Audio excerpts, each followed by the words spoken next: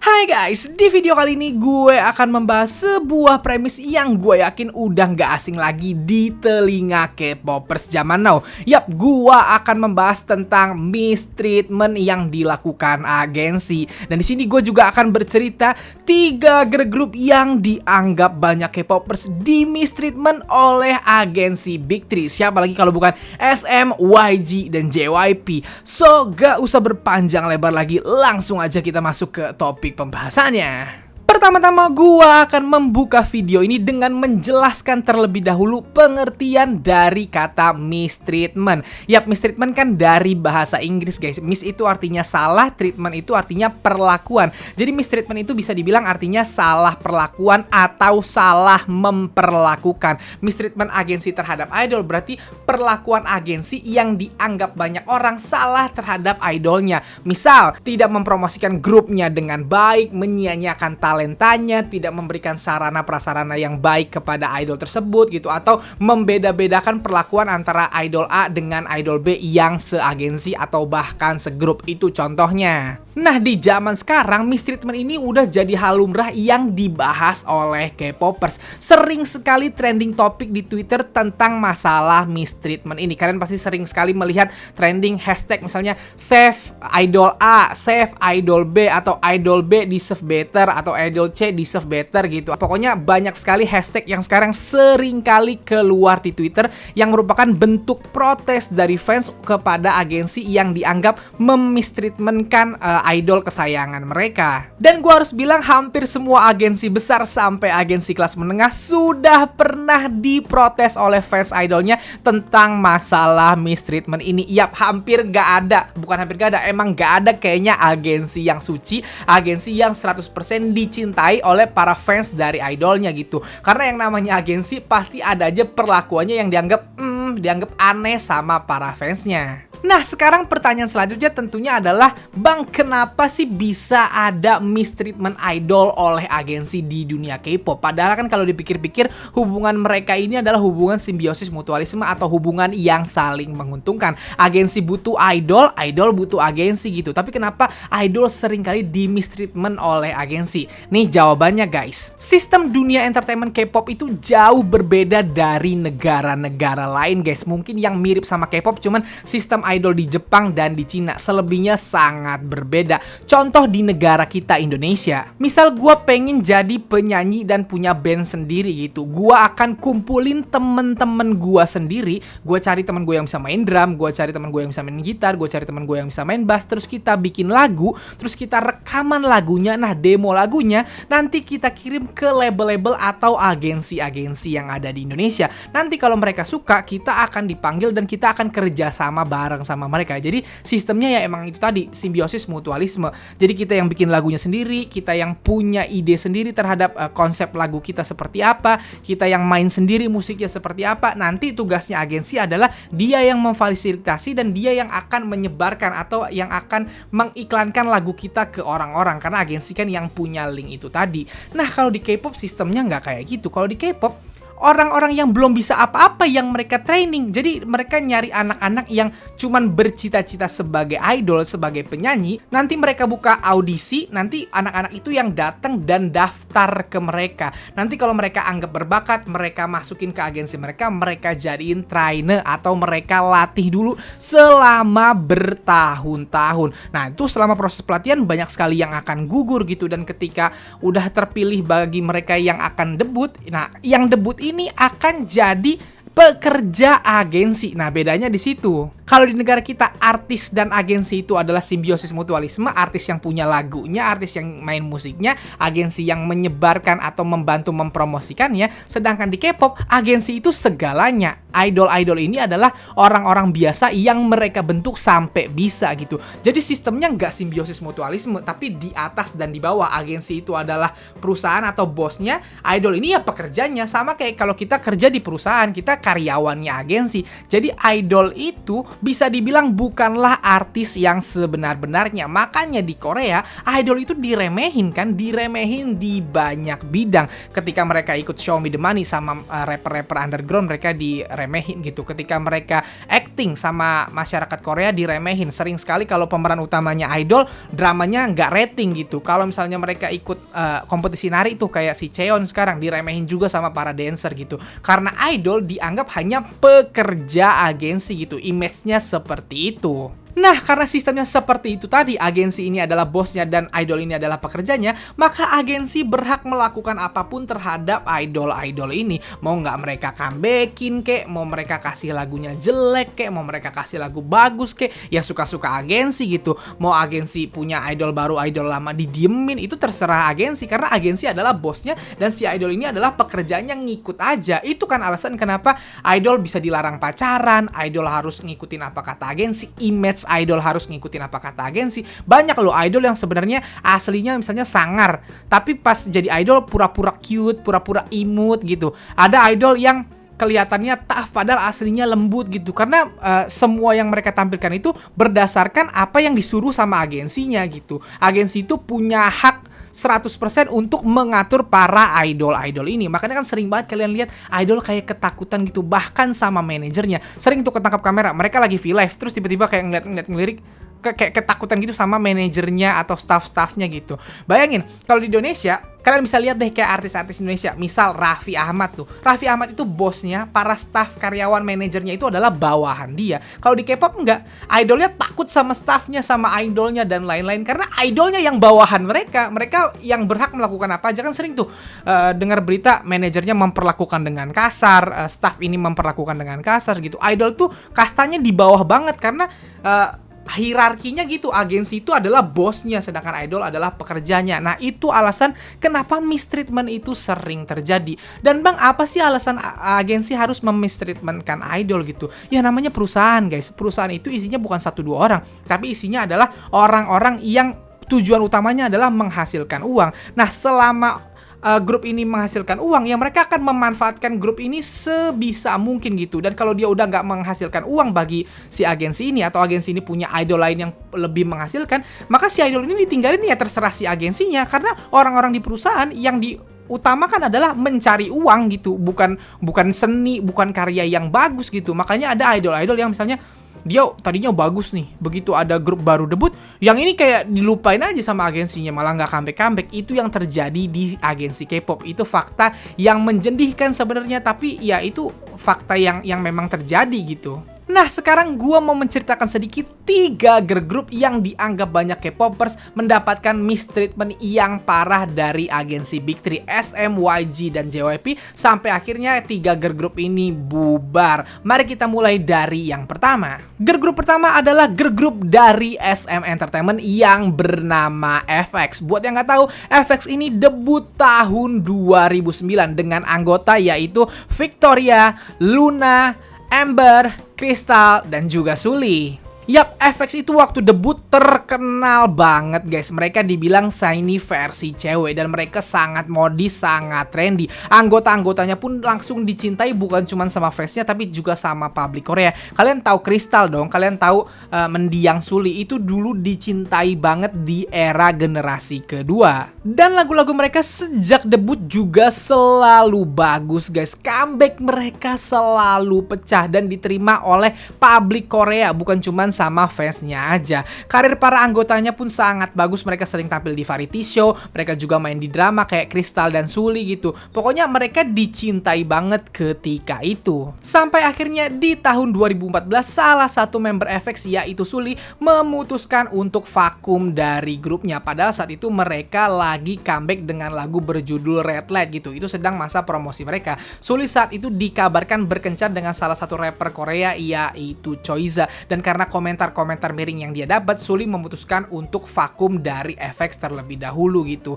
Nah, vakumnya Sulli ternyata sangat lama, hampir setahun. Dan di tahun 2015-nya Sulli malah memutuskan untuk keluar dari FX. Menurut keterangan dari SM, Sulli keluar dari FX karena ingin berfokus harus acting. Jadi Sully itu hanya keluar dari FX tapi tidak keluar dari SM Entertainment-nya guys. Nah setelah keluarnya Sully di tahun 2015, FX sebenarnya masih berlanjut dengan 4 member saja. Mereka sempat comeback sekali dengan lagu Four Walls ketika itu dan mendapatkan sambutan yang cukup baik dari fans dan juga publik Korea. Namun comeback Four Walls menjadi comeback terakhir mereka. Setelah itu mereka tidak pernah lagi comeback, tidak pernah lagi ada kabarnya. SM Entertainment pun diam saja terhadap grup ini. Di tahun 2018 Crystal pernah bilang bahwa mereka merencanakan untuk comeback tapi tidak pernah terjadi comeback tersebut. Dan selama 7 tahun karirnya FX itu tidak pernah punya lightstick dan nama fandom loh guys. Nama fandom mereka baru dibentuk di tahun 2016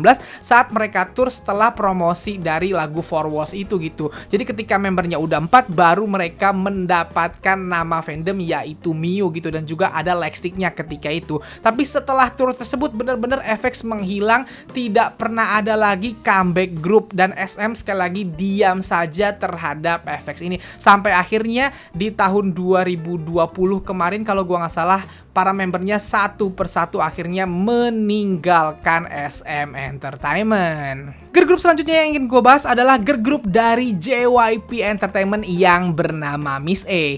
Yap, Miss A ini debut di tahun 2010 guys dengan 4 anggota yaitu Faye, Jia, Min, dan juga Suzy. Yap, Suzy yang kalian tonton di drama Startup adalah anggota Miss A dulunya. Dan Miss A ini ketika debut langsung populer guys. Mereka mengeluarkan lagu debut yaitu Bad Girl Good Girl yang langsung viral di Korea. Bayangin mereka ketika debut aja bahkan langsung berhasil mendapatkan desang di Mama. Dan yap, karena langsung populer sejak awal debut, nama Miss A langsung masuk ke jajaran top kelas A grup-grup K-pop ketika itu. Ya, nama Miss A langsung populer sekali. Dan seperti biasa, yang namanya agensi ketika artis atau idolnya sudah populer, pasti mereka akan mempromosikan idolnya untuk lebih maju lagi gitu. Dan saat itu, member-member Miss A banyak dikirim ke variety show, main drama, atau pemotretan, atau jadi bintang iklan gitu guys. Dan awalnya, semuanya rata, member Miss A sangat populer. Sampai akhirnya, Suzy, salah satu anggota dari Miss A ini,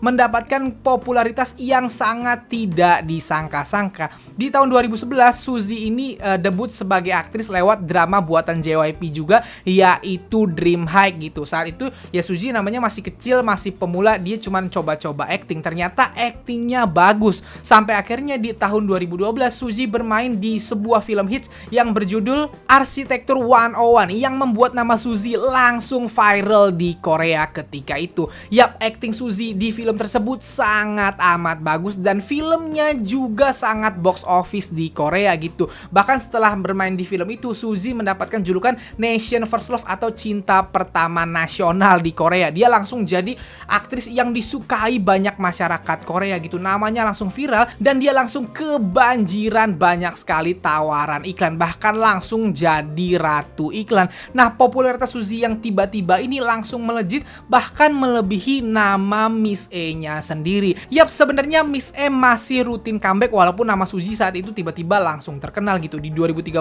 mereka comeback dengan Host juga gitu. Di 2014 mereka tidak comeback sama sekali dan di 2015 mereka comeback lagi dengan lagu Only You yang juga pecah banget ketika itu. Tapi sekali lagi walaupun sudah comeback sebagai Miss A, nama Suzy tetap lebih besar daripada nama Miss A-nya sendiri. Entah kenapa popularitas Suzy ini bener-bener gak bisa kebendung guys. Sampai sekarang kan dia masih populer banget gitu. Dan comeback di 2015 itu adalah comeback terakhir Miss A. Setelah itu Miss A tidak lagi comeback dan akhirnya diumumkan bubar pada tahun 2017 kalau gua nggak salah gitu. Saat itu rumor-rumornya udah banyak yang beredar miring, banyak yang bilang bahwa member Miss A itu tidak akrab sama Suzy, katanya mereka iri sama Suzy dan lain-lain gitu. Miris banget bubarnya Miss A ini padahal dulu Miss A sangat dicintai dan itu alasan kenapa kalau kalian bertanya-tanya kenapa Twice sampai sekarang tidak pernah promosi solo gitu. Kenapa ITZY juga tidak dikasih JYP promosi solo? Sepertinya JYP tidak mau mengulangi kesalahan yang sama seperti yang mereka lakukan ke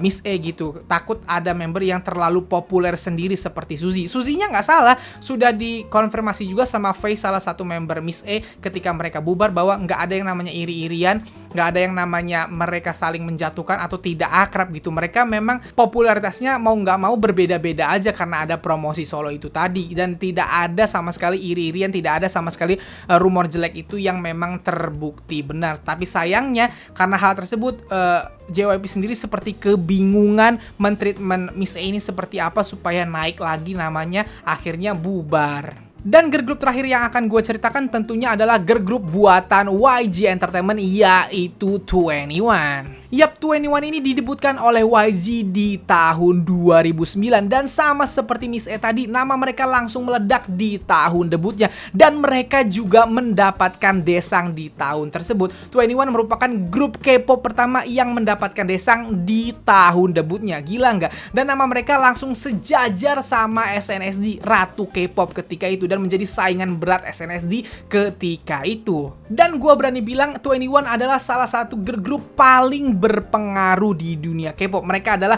girl group pertama yang menggunakan konsep girl crush, konsep swag gitu, dan akhirnya diikuti oleh banyak girl group sekarang. Kalau nggak ada 2NE1, konsep girl crush, konsep swag itu mungkin tidak ada sekarang di dunia K-pop gitu. Mereka benar-benar tough, terlihat kuat, terlihat tangguh. Lagu-lagu mereka pun enak-enak. Mereka ada lagu balad, ada lagu upbeatnya juga. Pokoknya nama mereka besar sekali ketika itu. Sampai akhirnya di tahun 2014 salah satu member 2NE1 yang bernama Park Bom terkena skandal, guys. Saat itu Park Bom terkena skandal obat-obatan terlarang. Katanya dia memesan obat-obatan dari Amerika. Usut punya usut, ternyata obat-obatan itu sebenarnya adalah obat-obatan untuk resep dia gitu. Tapi karena berlebihan atau gimana sampai akhirnya jadi skandal. Tapi Park Bom tidak pernah ditahan oleh polisi. Tapi karena skandal tersebut, nama Park Bom langsung dicerca sama Kanets gitu, dan akhirnya 2NE1 tiba-tiba sudah tidak comeback lagi gitu. Dan setelah skandal Park Bom tersebut, YG seperti kebingungan harus mentreatment 2NE1 dan para anggotanya seperti apa gitu. YG seperti ingin mendebutkan CL anggotanya 2NE1 juga di Amerika, tapi tidak pernah jadi secara serius gitu. Minzy didiamkan saja anggotanya, sedangkan Dara masih sibuk kemana-mana lewat variety show dan lain-lain gitu. Tapi 2NE1-nya sendiri tidak jelas nasibnya seperti apa, sampai akhirnya di tahun 2016 YG mendebutkan Blackpink seperti kita tahu gitu, dan nama 2NE1 atau nasib 2NE1 semakin tidak jelas sampai akhirnya di tahun 2017 juga 2NE1 akhirnya memutuskan untuk bubar. Nah, jadi itulah guys sedikit cerita gua terhadap 3 girl group yang dianggap K-popers di mistreatment oleh agensi Big 3. Gue berani bilang bahwa 3 girl group ini adalah dosa besarnya SM, YG, dan JYP karena mereka bener-bener